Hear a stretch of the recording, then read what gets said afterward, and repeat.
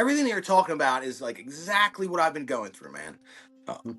Seeking validation, seeking worldly success, failure after failure. I mean, we've talked about it so many times. In my eyes, I'm a failure in so many respects.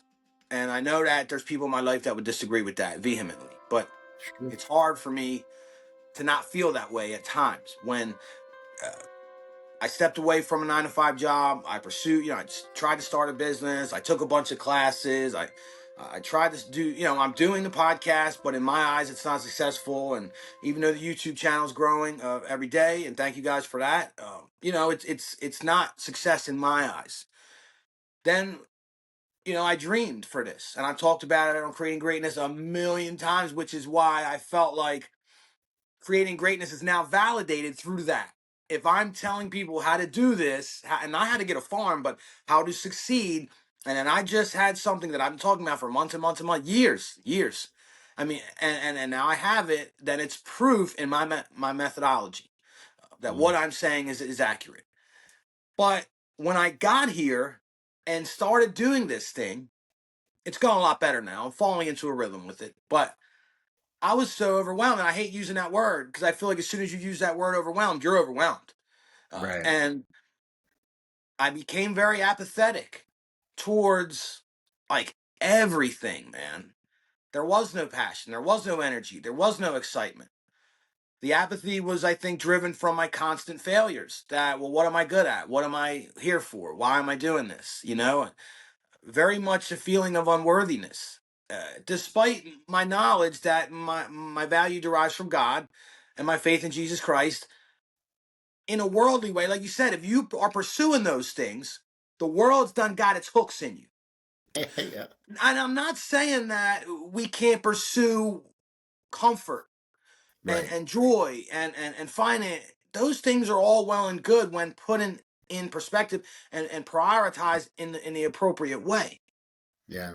But me, I think because of my sense of failure, they were elevated. Like, no, I have to do these things. Right. Because I very much felt like a failure, and I was very much apathetic for only a couple weeks. But like, man, life is short. If I'm wasting weeks just going through the motions, like, Sure. I'm seeing my kids, I'm feeding them, I'm looking at their artwork. It's great, but in my mind, I'm not there. Right. My wife comes home. I love you, babe. I'm happy you're home. And I do love my wife, and I'm happy she's home, but it's just going through the motions. It's just doing the Mhm. things that I know I should do, but not really feeling them here in my heart, and not feeling them because there's just so much going on with me. Like, I'm trapped in my own head, and it's affecting my relationships with not only people, but myself.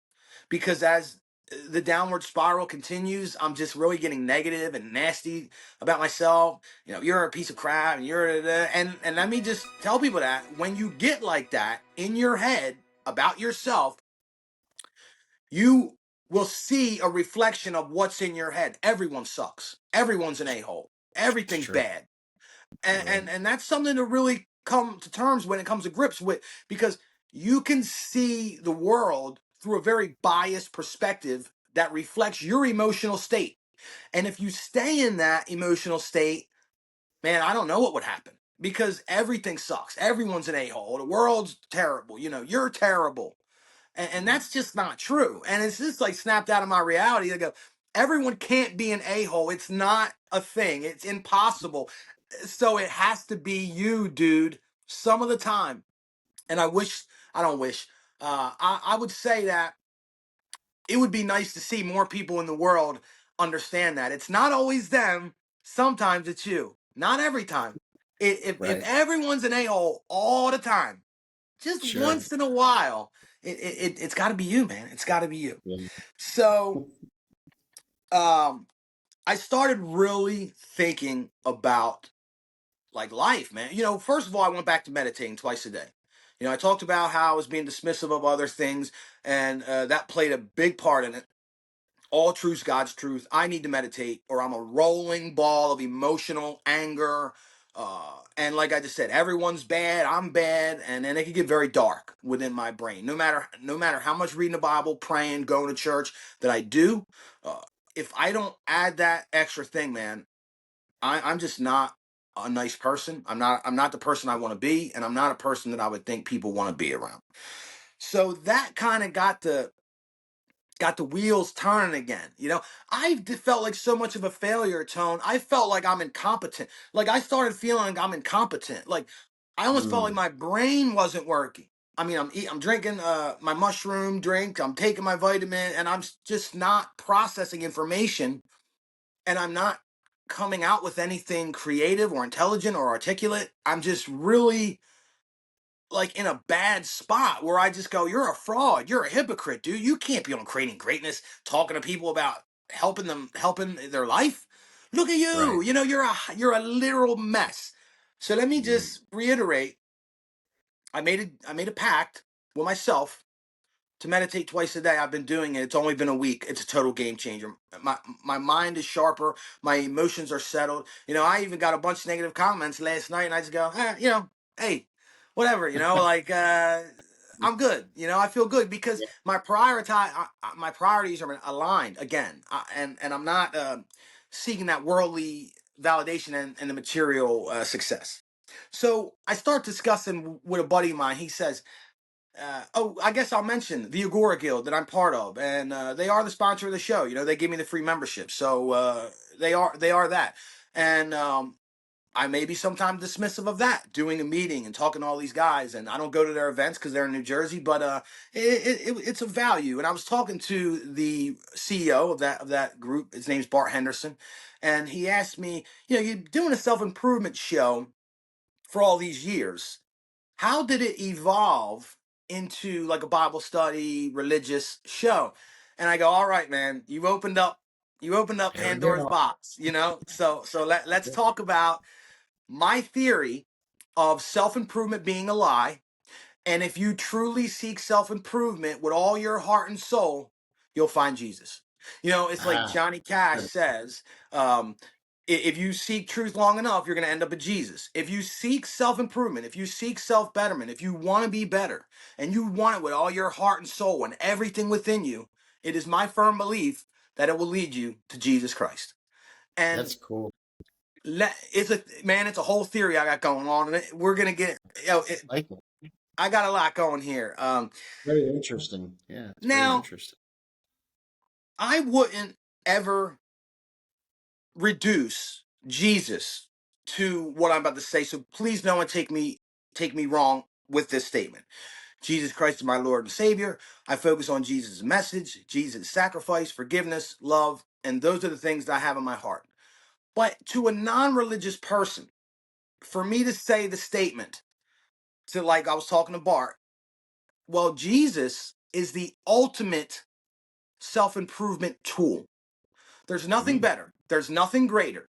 And I'm not saying just use it like that, but if you were a non-religious person who didn't want to get into Christianity, Jesus is still the perfect tool to use to better yourself. You always know what to do. You always know where to go. You always know what to focus on. There's nothing else to it. And then I start getting down on myself, right? Because I'm battling sin. I'm at war with sin constantly. I'm doing much, much better. And it's because of these realizations that I'm going to be going down. It might take me like 15 minutes to get through this. Right. But then I start getting mad at Adam and Eve. I go, well, if you didn't eat the apple, then I wouldn't have this sinful nature that I'm constantly fighting with, and I have to deal with this Yep. because you guys had to eat the apple, you know? Yep. So, but then I start thinking how silly that is. I go, you know what? If it was Adam and Eve, if it was Arthur and Sarah, or if it was Robert and Emmeline, if it was Tony and his wife, that Yeah. apple was getting eaten one way or another. Oh yeah. It doesn't matter who you put, Abraham, Noah, anyone. Somebody was going to eat that apple, and we were going to be Yeah. in this. We were going to be in this imperfect world, irregardless, That's right. if that's the right Yeah. word. So then that anger sort of melted away. And Mm. as it melted away, I started thinking of things for the first time in like months and being excited about things and all of the juices were flowing. I felt passionate. I felt happy. I felt good because my purpose was being renewed because I'm coming to these realizations right here. Like despite all Yeah. your failures, despite everything that you done that was bad, there's a bigger purpose here that everyone's missing, man. Not everyone, but I was missing it. And now I'm really starting to hone in on it. So I get past the original sin, I get past the sinful nature, and I say, because of that original sin, I now have a purpose for life.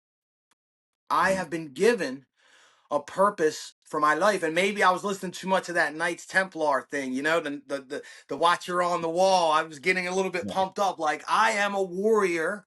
Whether I battle anyone physically or not, I'm a warrior. I'm fighting this spiritual warfare internally, and that is my purpose. My purpose is to sharpen me. My purpose is to get better. And if I prepare myself in that way, like the Tao we were talking about before, everything else will fall into place.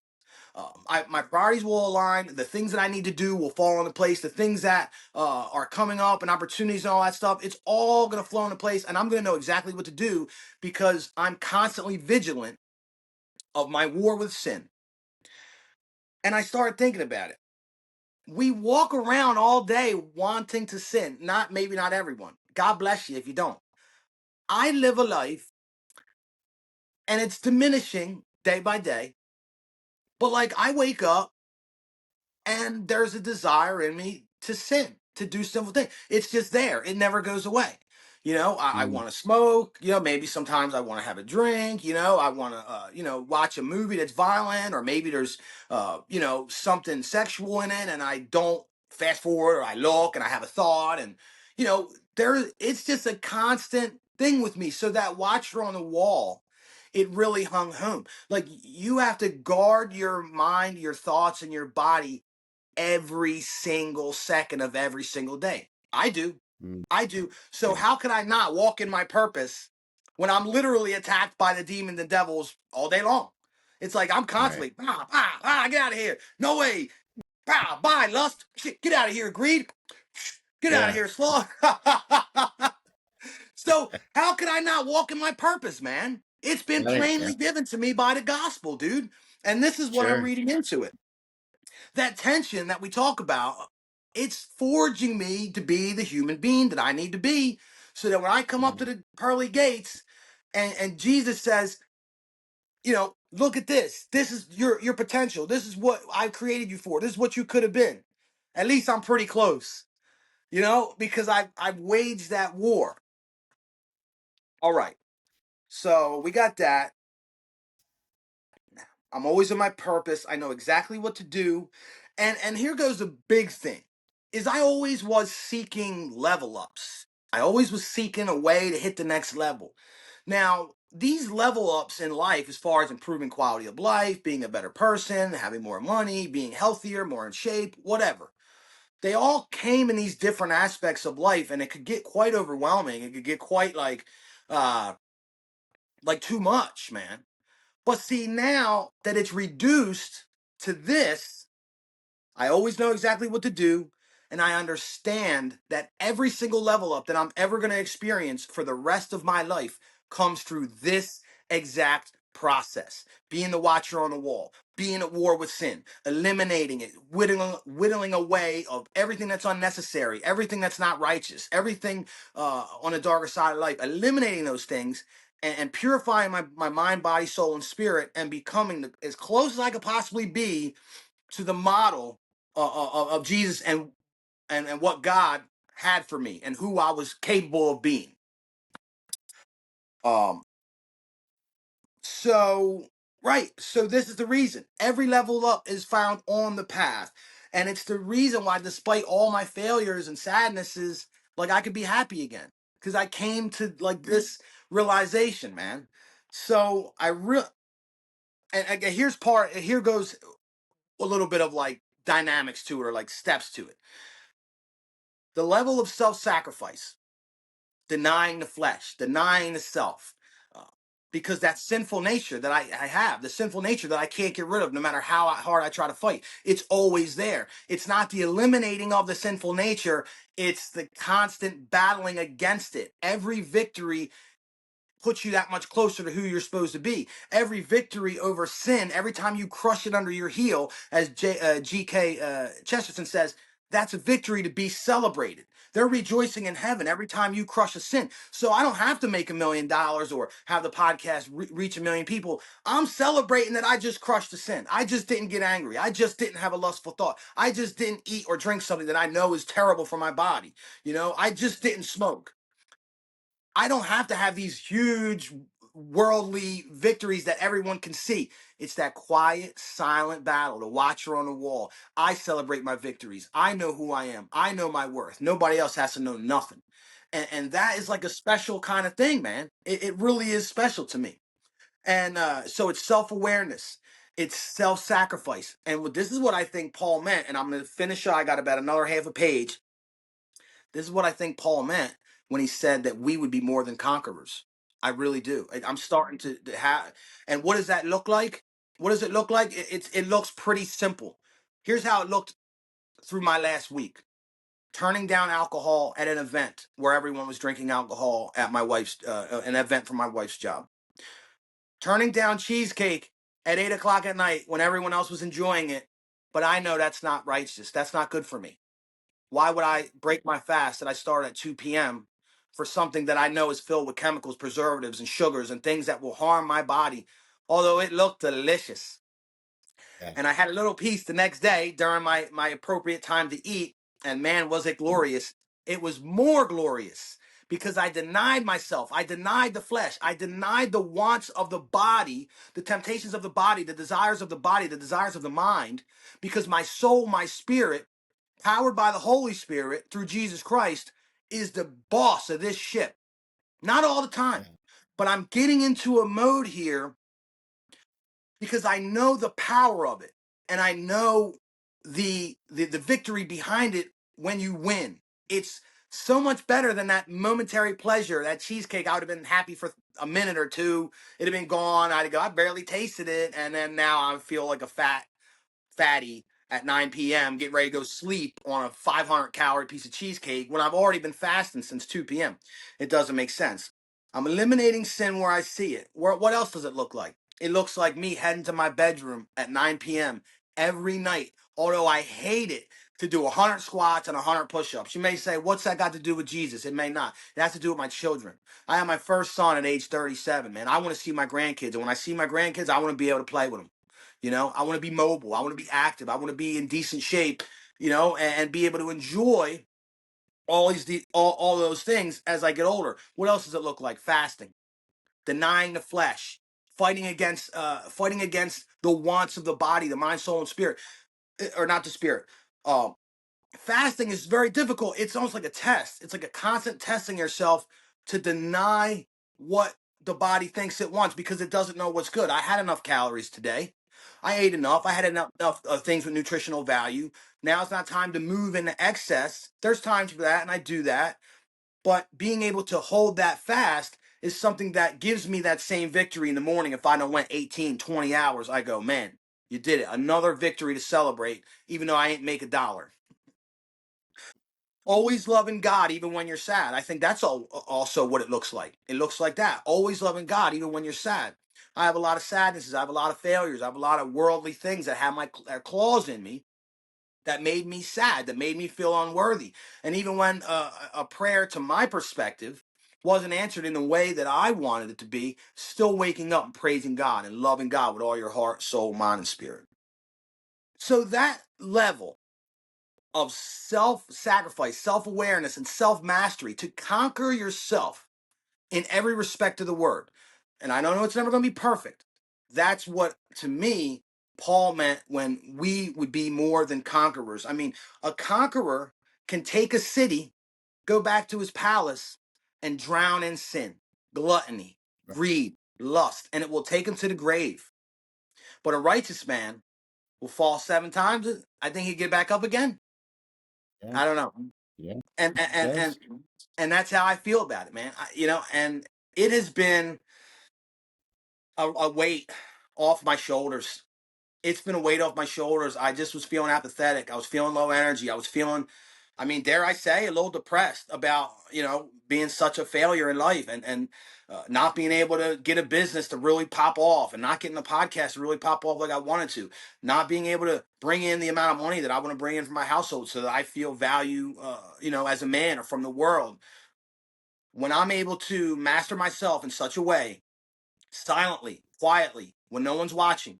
There's no one cheering me on when I'm doing push-ups and squats at 9 o'clock in the morning. There's no one cheering me on going, yay, you didn't have that cheesecake. Good for you. All rest of 5 of my family's in there chowing down. Yeah. But it means something to me, special and Right. silent, and a war waged amongst me and God, and winning that. And nobody even has to know about it for me to feel value and worth and purpose.